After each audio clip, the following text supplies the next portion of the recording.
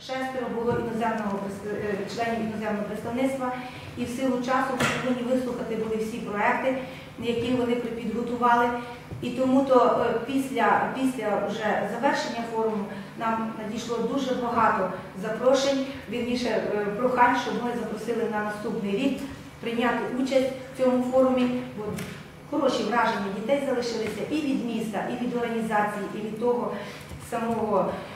самої форми проведення, адже він був проведений у залі сесійної обласної ради, це зал законодавчої влади.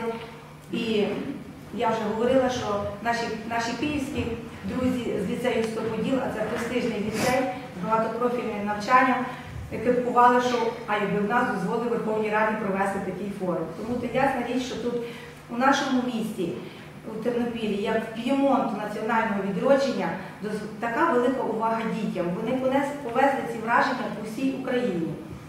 І також у нас було представництво з кафедри ЮНЕСКО, Інституту превентивного виховання при Академії національних наук, які сказали, що доповідять міністрам про те, що надзвичайна увага і як прикладом може стати для всієї України. Тому це надзвичайно є приємно і без хвальби, а просто успішно, бо це приємно для кожного професіонала, особливо моїх педагогів, які вкладають дуже велику працю наших дітей і в цю ідею.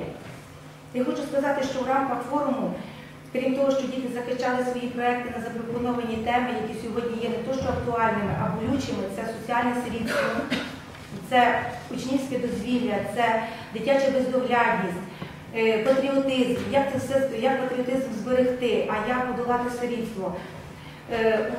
Крім цих проєктів, що ми їх вислуховували, був запропонований семінар за темою здоров'я збережувальна система у навчальних закладах, який паралельно проходив з медсестрами дошкільних і шкільних закладів, де обговорювалися питання здорового способу життя і як синтез, що повинно бути і моральне здоров'я, і фізичне.